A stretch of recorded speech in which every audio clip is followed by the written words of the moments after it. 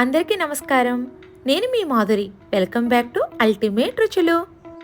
ఈరోజు వీడియోలో అయితే మా గోదావరిలో పులస చేప పులుసు ఉంది కదండి, అది ఎలా చేసుకోవాలో చూసేద్దాం రండి. మరి ఎలా ఉందండి మా కోనసీమ వాళ్ళ యాస, మీతో సరదాగా షేర్ చేసుకున్నానండి.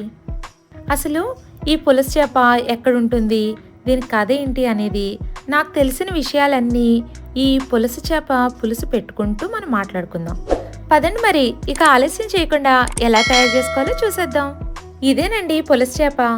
ఏంటి అమెరికాలో పులస చేప ఎలా దొరికింది అనుకుంటున్నారా? అవునండి, పులస శాస్త్రీయనామం హిల్సా. ఇక్కడ హెచ్ మార్ట్ అనే స్టోర్లో హిల్సాగా అవైలబుల్గా ఉంది. ఈ ఫిష్ని కట్ చేసుకున్నాక ముక్కలు చూసారా ఈ విధంగా ఉంటాయి. ఫస్ట్ వీటిని వాటర్తో 2-3 సార్లు కడుక్కుని శుభ్రం చేసుకోవాలి. ఈ చేప ముక్కలు సుమారుగా 750 గ్రాముల వరకు ఉన్నాయండి. ఇదేమో చేపలోని గుడ్డు, దీన్నే సన అంటారండి. ఇది కూడా శుభ్రంగా కడిగి పక్కన పెట్టుకోండి. ఫస్ట్ ఈ చేప ముక్కలకి 1 టీ స్పూన్ పసుపు, 1½ టీ స్పూన్ కారం, 1½ టీ స్పూన్ రాక్ సాల్ట్ వేయాలి. ఇప్పుడు ఇవన్నీ చేప ముక్కలకి బాగా పట్టే విధంగా ఇలా పైకి కిందికి కుదుపుకోవాలి.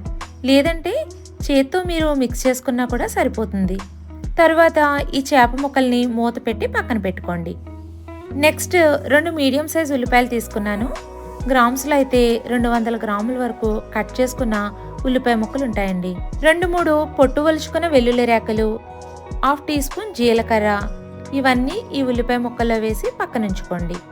నెక్స్ట్ 6-7 పచ్చిమిర్చిని తీసుకుని ఇలా చిన్న ఘాట్లు పెట్టుకోవాలి. ఇప్పుడు 7-8 బెండకాయల్ని ఇలా చిన్నగా ఉన్నవి తీసుకోండి. మనకి పులుసులో చూడడానికి బాగుంటాయి, తినడానికి కూడా చాలా బాగుంటాయి. ఈ పులుసుకి ఈ బెండకాయలు, పచ్చిమిర్చి మరింత రుచినిస్తాయండి. ఇప్పుడు ముందుగా ప్రిపేర్ చేసుకున్న ఈ ఆనియన్స్, గార్లిక్, జీలకర్రని మిక్సీ జార్లోకి ట్రాన్స్ఫర్ చేసి కచ్చా పచ్చాగా గ్రైండ్ చేసుకోవాలి. మెత్తడి పేస్ట్లో అయితే అస్సలు గ్రైండ్ చేయకండి, ఇలా ఉండాలండి. నెక్స్ట్ చింతపండు నానబెట్టుకోవాలండి. 50 నుండి 60 గ్రాముల వరకు చింతపండు పడుతుంది. నాకు 3/4 కేజీ చేపకి సుమారుగా 60 గ్రాముల చింతపండు సరిపోయింది. పులుపు, కారం కరెక్ట్గా వేసుకుంటేనే ఈ చేప పులుసు రుచి బాగుంటుందండి. ఇవన్నీ ప్రిపేర్ చేసుకున్నాక స్టవ్ ఆన్ చేసి ఇలా వెడల్పుగా ఉన్న బాండి ఉంచండి. మీరు ఎప్పుడైనా సరే ఫిష్తో కర్రీ చేసినా, పులుసు చేసినా ఇలా వెడల్పుగా లోతుగా ఉన్న బాండి తీసుకుంటే ముక్కలు విరిగిపోవు, అలాగే కదపడానికి కూడా వీలుగా ఉంటుంది. ఇందులో 1/2 కప్పు నువ్వుల నూనె వేస్తున్నాను. వన్స్ ఇది హీట్ అయ్యాక ఘాట్లు పెట్టుకున్న పచ్చిమిర్చి వేసి అవి ఫ్రై అయ్యాక తీసి పక్కన పెట్టుకోండి. నెక్స్ట్ ఇందులోనే మనం ముందుగా గ్రైండ్ చేసుకున్న ఆనియన్ పేస్ట్ని వేయాలి. ఒకసారి గరిటెతో కలుపుకుని మూత పెట్టి కొద్దిసేపు మగ్గనివ్వాలి. 2-3 మినిట్స్ తర్వాత ఇలా కొద్దిగా గోల్డెన్ బ్రౌన్ కలర్లోకి వచ్చినప్పుడు 2 టేబుల్ స్పూన్ల ధనియాల పొడి వేయాలి. మనం మ్యారినేట్ చేసుకున్నప్పుడు 1½ టీ స్పూన్ కారం వేసాం కదండి, ఇప్పుడు 1 టేబుల్ స్పూన్ కారం యాడ్ చేస్తున్నాను. మనం తీసుకున్న ఈ చింతపండు పులుపుకి కారం మెజర్మెంట్ కరెక్ట్గా సరిపోతుందండి. ఇవన్నీ కొద్దిసేపు బాగా ఫ్రై చేయాలి. 2 మినిట్స్ అంతా కలిసేటట్టు ఫ్రై చేసాక చింతపండు పులుసు వేయాలి. మీకు కరెక్ట్ మెజర్మెంట్స్ చెప్పాలంటే మెజరింగ్ కప్స్ ఉంటాయి కదండి, ఆ కప్స్తో 2 కప్స్ ఎక్స్ట్రాక్ట్ చేసిన పల్ప్ వేసాను. ఈ 2 కప్పుల చింతపండు పులుసు 1 కప్పు వాటర్ వేసి హై ఫ్లేమ్లో 2 to 3 మినిట్స్ మరగనివ్వాలి. ఈలోపు మసాలా ప్రిపేర్ చేసుకుందాము. దీనికోసం 1 టీ స్పూన్ జీలకర్ర, 1/2 టీ స్పూన్ గసగసాలు, 10 వెల్లుల్లి రేకలు రోట్లో కానీ మిక్సీలో కానీ వేసి మెత్తటి పేస్ట్ లాగా చేసుకోండి. చేపల పులుసుకి ఎప్పుడైనా రోట్లో దంచుకున్న మసాలా వేస్తే అల్టిమేటేనండి. ఇప్పుడు పులుసు మరుగుతుంది కదా, దీనిలో మనం ముందుగా మ్యారినేట్ చేసుకున్న చేప ముక్కలు వేయాలండి. నెక్స్ట్ ఇందులో 400 to 500 ml వరకు వాటర్ వేయండి. అలాగే సన కూడా వేసి ఒకసారి కలుపుకొని 5 నుండి 10 నిమిషాలు మూత పెట్టి హై ఫ్లేమ్లో ఉడకనివ్వండి. ఈ పులస చేప గురించి నాకు తెలిసిన విషయాలు చెప్తానన్నాను కదా, అయితే ఇదంట న్యూజిలాండ్, ఆస్ట్రేలియా సముద్ర జలాల్లో ఉండే ఈ చేపటండి ఉభయ గోదావరి జిల్లాలో ఉండే సముద్రంలోకి వస్తుందట. ఆషాఢ, శ్రావణ మాసాల్లో ఎర్రనీరు వస్తుంది కదండి, అప్పుడు ఇవి ఎదురీది నదీ జలాల్లోకి వచ్చంట.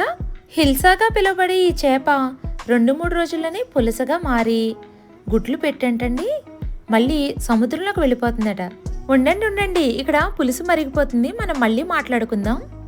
ఇలా ఆయిల్ పైకి తేరి మరుగుతున్నప్పుడు బెండకాయ ముక్కలు అలాగే ఫ్రై చేసుకున్న పచ్చిమిర్చిని కూడా వేసి కొద్దిసేపు మూత పెట్టి ఉడకనివ్వండి.